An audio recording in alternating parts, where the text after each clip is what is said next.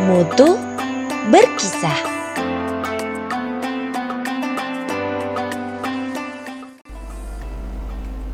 Assalamualaikum warahmatullahi wabarakatuh. Perkenalkan, nama saya Davino, kelas 8 dari SMP Muhammadiyah 7 Cilomadu. Di sini saya akan melanjutkan kisah dakwah Nabi Idris alaihi wasallam. Dakwah pada zaman Nabi Idris. Pada zaman Nabi Idris, ilmu pengetahuan sudah berkembang cukup pesat. Hal ini ditandai dengan semakin banyaknya pembangunan kota. Saat itu ada 188 kota yang telah didesain menjadi mewah.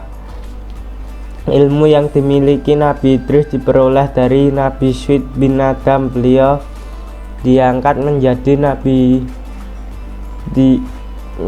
seorang nabi saat beliau beranjak dewasa. Semenjak beliau diangkat menjadi seorang nabi, maka beliau mengajak kaumnya untuk taat kepada Allah Subhanahu wa Ta'ala dan melarang orang-orang pada zaman tersebut agar tidak berbuat kerusakan dan berbuat yang menentang terhadap syariat Nabi Adam dan Nabi Syuaib.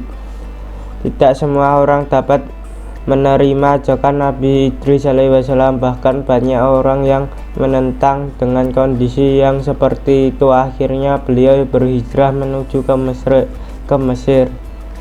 Tujuan adalah beliau ingin berpindah ke daerah yang penduduknya banyak. Selain itu, beliau juga mencari daerah yang mana orang-orang tersebut mau menerima seruannya untuk taat kepada Allah Subhanahu wa Ta'ala. Meskipun pada mulanya banyak orang yang menentang ajakan Nabi Idris dan banyak pula yang tidak mau diajak berhijrah,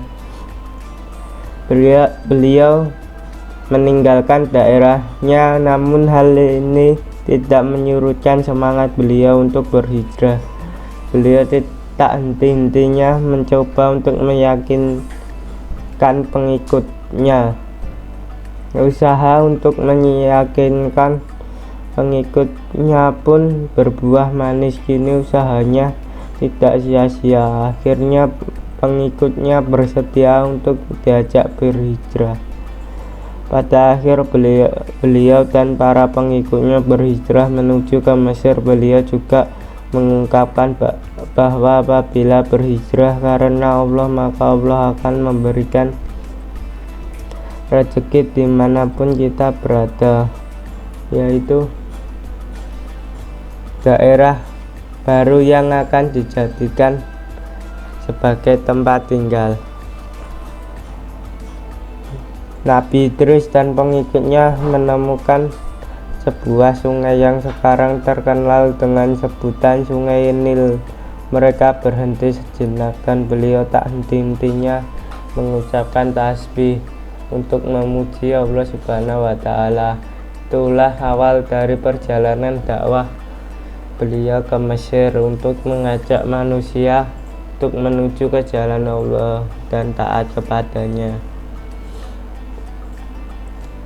Di dalam berdakwah, beliau juga mengajarkan tentang tauhid dan tata cara beribadah untuk menyembah Allah Subhanahu wa Ta'ala. Beliau juga membekali pedoman hidupnya yang memberikan kepada pengikutnya. Tujuan adalah agar selamat dunia akhirat dan terbebas dari siksa api neraka. Selain itu, beliau juga meninggalkan pesan-pesan dan kata-kata mutiara. Bagian besar isinya mengandung ajakan untuk berbuat kebaikan dan taat kepada Allah Subhanahu wa Ta'ala.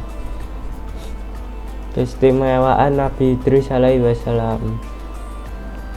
Nabi Idris diberi mukjizat oleh Allah Subhanahu wa Ta'ala dalam bentuk kepandaian dalam berbagai bidang. Berikut ini adalah beberapa kelebihan yang Allah berikan, yaitu Nabi Idris adalah manusia pertama kali pintar membaca dan menulis Al-Quran. Memberikan kepada beliau 30 suhuf lembaran yang mana di dalamnya mengandung petunjuk yang disebarluaskan untuk umatnya.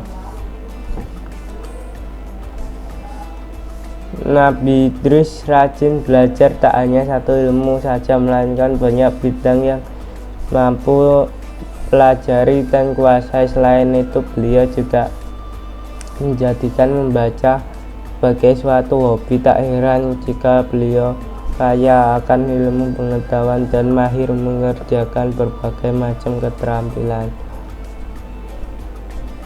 Nabi Idris dikaruniai beragam ilmu pengetahuan seperti merawat kuda, ilmu tentang perbintangan dan matematika. Nabi Idris senang mengkaji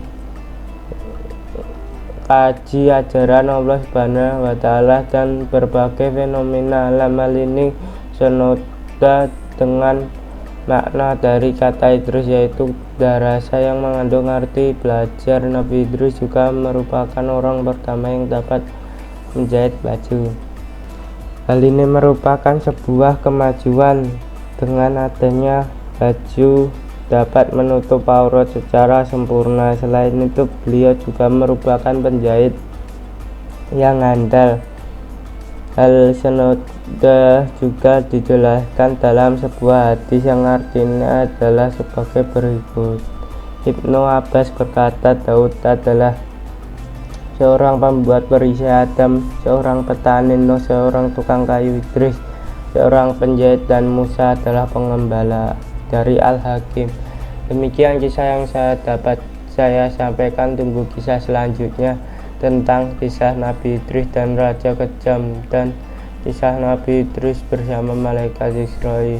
Sekian, wassalamualaikum warahmatullahi wabarakatuh.